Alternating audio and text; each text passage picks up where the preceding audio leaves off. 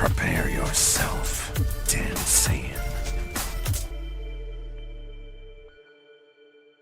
The latest episode of Dragon Ball Daima really sets up the stage for what I can only explain as a Mexican showdown where there are three groups going after the Dragon Balls, which I love the fact that the whole plot for Daima is Dragon Ball centric. Like, they're focusing on the Dragon Balls. Some of the best stories in Dragon Ball are focused on the Dragon Balls. Namek, Moro, and now this, the Tournament of Power with the Super Dragon Balls, like Granola. Like, these episodes are really good. These seasons are really good.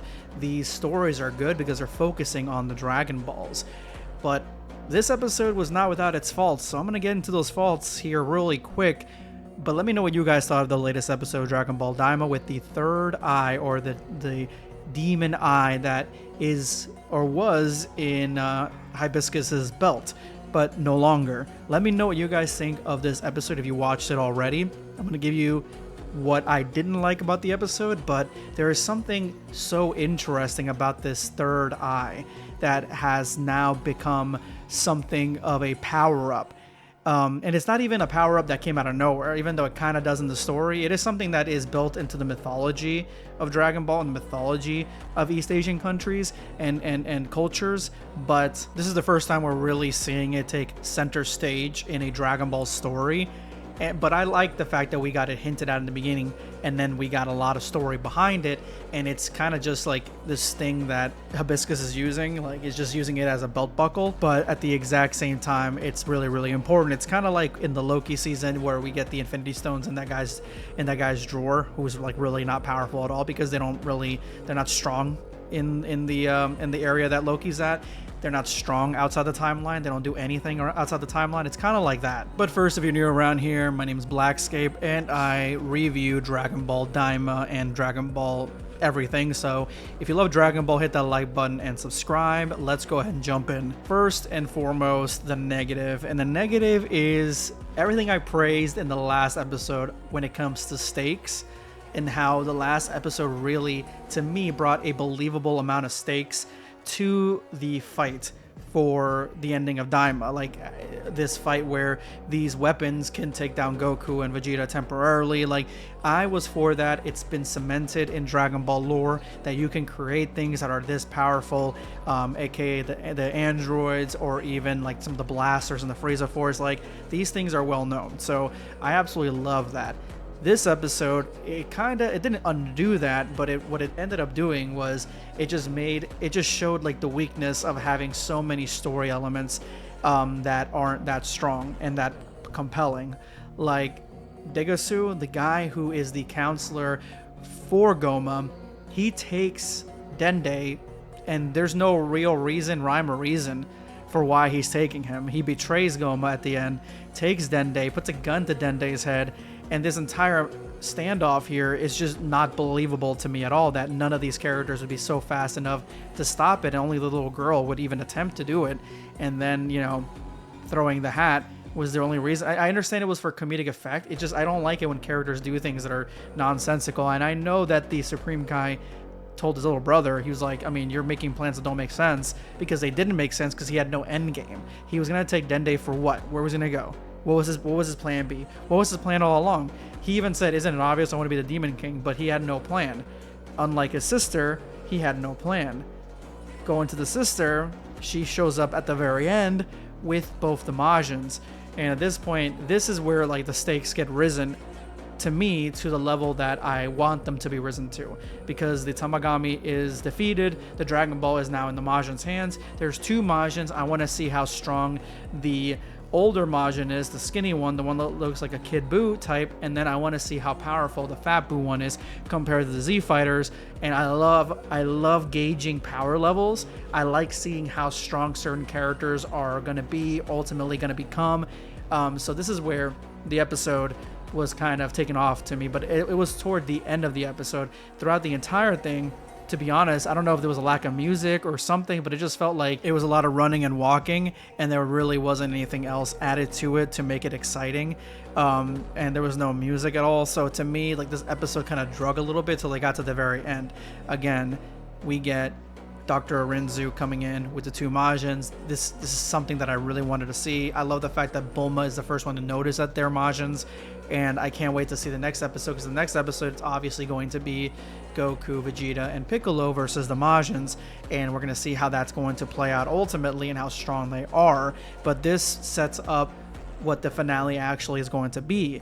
So for everybody who thought that the finale was going to be the Majins versus Goku, and there was going to be some sort of absorption there or something along those lines, you are sorely mistaken, because they aren't the end game, these Majins. They're just there for, like, they've been for comedic effect. I wouldn't be surprised if they're going to survive till the end of Daima, and they'll be stuck in the demon realm, so we'll never see them, at least not now, we haven't seen them yet. So, I mean, they're stuck in the demon realm unless the new stories that Toyotaro comes out with are going to have them in there, but I think that they're going to survive. I think Dr. Arinzu is also going to survive. I'm not like really excited for Glorio's turn, like, oh, I've been a bad guy this whole time. Like, I really don't care about that at all. Like, to me, what is he going to do? Like, you know what I'm saying? Like, what will he do? Unless he steals the wish, that's the only thing I can think of that he can do. If they're dragon summoned, he steals the wish. That is something I can see where it's like a high stakes situation. Besides that, I don't care.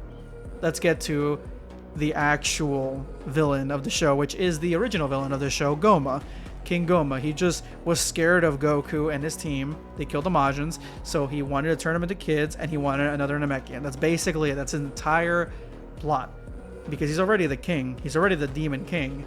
So there's nothing really added to that.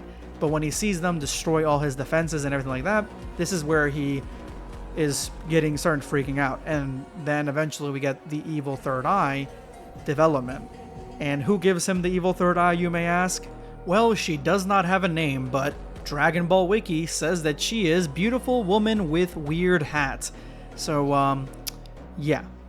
And it says she's reminiscent of Toa, I guess. So, yeah, she actually was really interesting. I actually liked her a lot. I wouldn't mind seeing her more often in the show, because she was kind of like comedic effect, but it was proper. And the fact that she didn't want to touch the eyeball until he like raised the stakes of how much money he was going to give, and then she like raised it even more, that was genuinely funny. That was actually a good gaffe. But what we have here is that she ends up putting the third eye into Gomah's forehead. He physically transforms. He gets bigger, almost looking like Jiren a little bit, but I'm assuming it's going to be like Jiren's body with just Gomah's face, and this is going to be the big bad. And I can put money on it right now that Goku, Vegeta, and Piccolo are going to team up with the 2 Majins against evil third eye Gomah 110%. And this third eye, this evil demon eye thing, it is something that has been around since the beginning of the Supreme Demon Lords. And this is where it gets interesting for me, because I'm wondering, why did they even have this to begin with? Who is going to be strong enough to face them? And I'll be honest, I think that the reason that they have this eye is because they see how strong, or they saw how strong the Tamagamis were that Neva created. Like the Tamagamis, at least the one in the first Demon Realm, he is at minimum as strong as Super Saiyan. I would say a Super Saiyan 3, around that level. Maybe closer to Super Saiyan 2, but still, that's very powerful. So the Demon Kings, I mean, they're probably like, okay, we need something to level the playing field, since we have this Namekian that created this thing that's so powerful. Now, why they didn't, try to fight these guys to take the Dragon Balls, who knows why they didn't do that. I mean, what else could they really want? They already have the entire kingdom. And I mean, it makes sense that Dabura stole the eye to try to take it away from his father so he can defeat him and usurp him. He does it anyway, because without the eye, his father has no defenses against him. But it just really, it makes me think, what if Dabura took the eye? Like, how strong would he be? He faced off against a Super Saiyan Gohan, so maybe Super Saiyan Light 2, and he was around that same level. Could he have gone to Super Saiyan 3 level with the eye? We'll see in the next couple episodes. Next episode guaranteed is going to be Goku and Vegeta versus the Majins. But I'm telling you, the last episode is going to be, or the last episodes is going to be all of them versus evil Third Eye Gomah. And when they do that, we'll get to gauge how strong Gomah actually is. And if it takes all of them to face off against him, we could be looking at a villain that is well beyond Super Saiyan 3 level with that third eye. I mean, I'm hoping that there's some magic involved, since that's what he's been hailed to have. Like, his thing is magic. that's what they've been worried about the whole time. Hopefully there's some magic in there. But at the end of the day, I'm pretty sure he's going to be really, really strong, and they're all going to team up and fight against him. But again, the episode was pretty good. Kind of filler, but I can't wait to see what the next episode has and the power scaling that comes with it. But let me know what you guys thought in the comment section below. Subscribe for more content.